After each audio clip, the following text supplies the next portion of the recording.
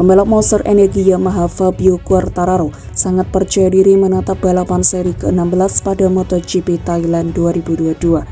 Fabio Quartararo datang ke Buriram, Thailand dengan keunggulan 18 poin atas Francesco Bagnaia. Ini jadi kali pertama El Diablo memiliki gap yang besar dari pesaingnya sejak MotoGP Jerman.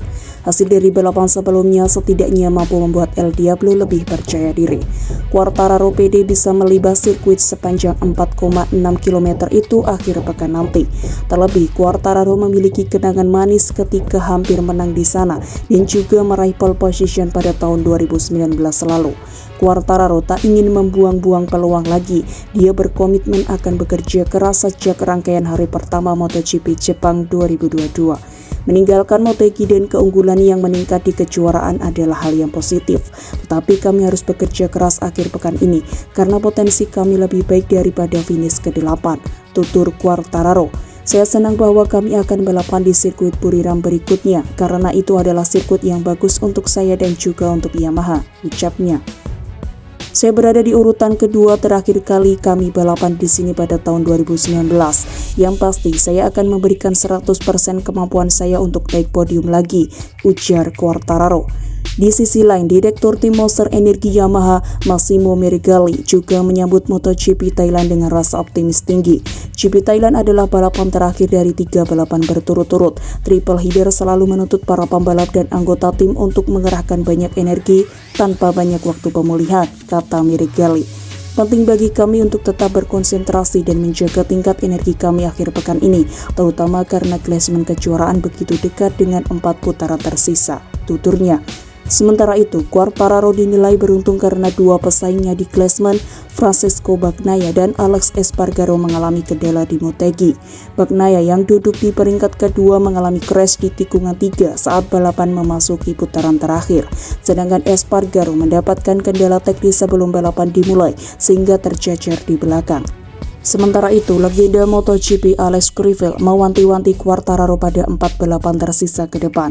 Menurut dia, performa motor balap YZR M1 bisa merugikan pembalap berjuluk El Diablo. Jelas, Yamaha kurang sedikit dalam hal akselerasi dan tenaga, ungkap Crivell. Pembalap Prancis itu tidak mampu bertarung dengan grup terdepan dan finish di urutan ke-8. Jika dia terus seperti ini, kemungkinan saingannya akan mengejarnya, sambung Crivell. Dia melanjutkan momen kebangkitan Quartararo harus segera muncul pada balapan ke depan. Pasalnya, Bagnaia dan Espargaro tentu juga tidak ingin mengulang kesalahan yang sama seperti di Motegi.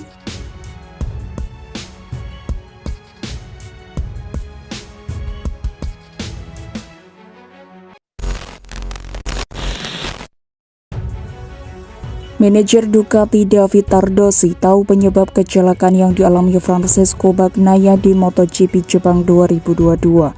Francesco Bagnaia menuai hasil kurang memuaskan pada MotoGP Jepang 2022 pada Minggu 25 September kemarin.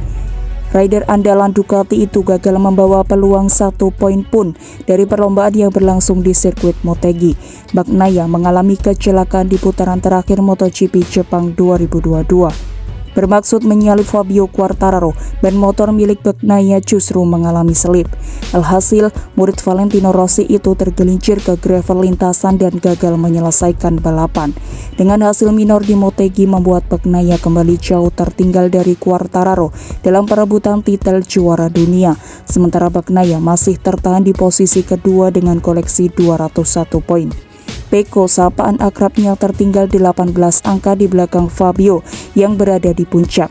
Insiden yang dialami Bagnaia sontak menjadi perhatian hangat berbagai pihak, tak terkecuali di internal Ducati. Manajer Ducati David Tardosi pun angkat suara soal crash Bagnaia di MotoGP Jepang 2022.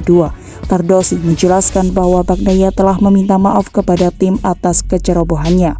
Dia sudah mengatakan bahwa dia menyesal atas kesalahan yang dia buat, kata Tardosi. Ia tak mampu berakselerasi keluar tikungan seperti para Ducati lainnya. Kita perlu tahu mengapa. Pria berkebangsaan Italia itu menilai insiden yang dialami Bagnaia terjadi karena masalah pada ban. Ban depannya terlalu panas sehingga dia tidak bisa mengerem dengan keras, tutur Tardosi. Ketika mendingin dia bisa pulih dan mendapatkan sesuatu di rem. Sementara itu, Francesco Bagnaia hanya bisa mengkritik kebodohannya sendiri setelah gagal total pada MotoGP Jepang. Performa kuat Francesco Bagnaia pada MotoGP Jepang seolah selesai ketika dia menempati posisi kedua saat latihan bebas pertama. Sejak saat itu, situasinya menjadi sulit bagi sang penantang gelar. Bencana terjadi saat Francesco Bagnaia berusaha mendahului Fabio Quartararo, rival terbesarnya dalam perburuan gelar. Upaya Bagnaia menyalip Quartararo dari sisi dalam tikungan 3 gagal ketika ban depannya selip sehingga membuatnya terseret keluar lintasan. Berniat memperbaiki posisi, murid Valentino Rossi tersebut justru gigit jari.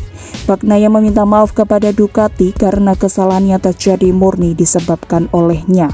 Pembalap bernomor 63 itu justru bersyukur karena tidak menyeret Quartararo saat dirinya terjatuh. Saya telah meminta maaf kepada seluruh tim karena saya tidak melakukan tugas saya dengan baik, ucap Bagnaia. Memang benar tekanan udara pada ban meningkat dan tim meminta maaf kepada saya untuk itu. Tapi kecelakaan itu salah saya, tidak ada hubungannya dengan masalah ban. Saya terlalu percaya diri untuk menyalip dan untungnya saya tidak menyeret Quartararo keluar, tutur Bagnaia.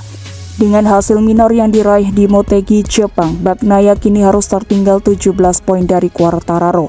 Hasil ini sekaligus mematahkan rekor kemenangan beruntungnya karena ia sebelumnya meraih 5 podium berturut-turut yang didapatkan pada paruh kedua kejuaraan MotoGP 2022.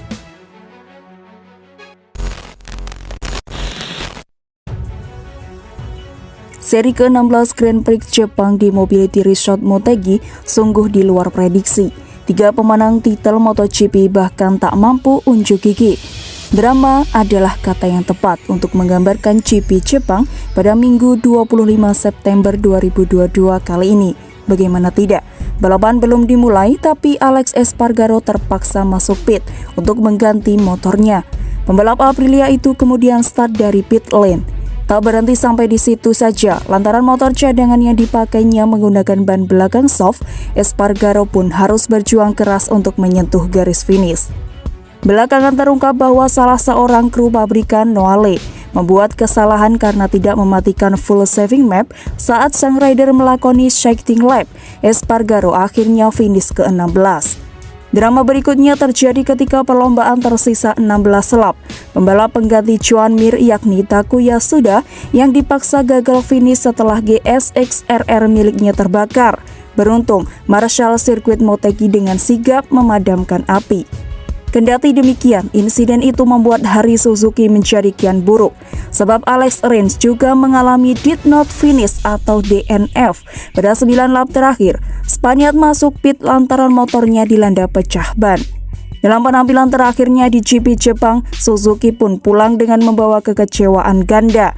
Ini tentunya bukan raihan yang diharapkan dari kunjungan terakhir ke Motegi sebelum angkat dari MotoGP selepas 2022.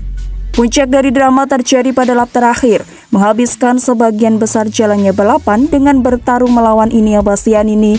Francesco Bagnaia bermaksud untuk merebut urutan ke-8 dari Fabio Quartararo. Sial bagi Pecco, alih-alih memperbaiki posisi, pilot Ducati itu malah melakukan kesalahan rookie saat tersungkur di tikungan 3. Jelas ini hasil yang buruk, lantaran gap 10 poin dari El Diablo malah bertambah menjadi 18 poin. Selain itu, kemenangan Jack Miller sendiri boleh disebut sebagai drama. Pasalnya, nama Thriller Miller sebenarnya tidak masuk dalam favorit pemenang balapan, belum lagi dia menempati grid ke-7. Tetapi Miller menjawab semua keraguan. Start secepat kilat dilakukannya dan hanya butuh 2 lap baginya untuk menaklukkan Jorge Martin pada lap kedua. Sejak saat itu, melaju kencang, Miller benar-benar sulit dibendung. Menariknya, sebelum race Miller sebenarnya memprediksi bahwa Marquez yang bakal keluar menjadi pemenang GP Jepang.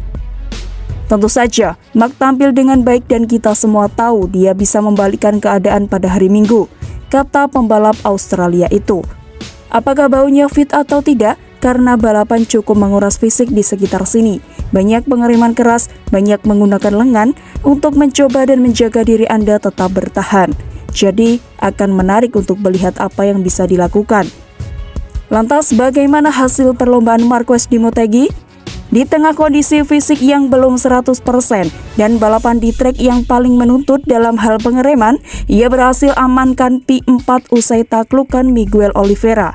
Dan sebagai penutup dari rentetan drama GP Jepang, Brad Binder berhasil klaim podium kedua.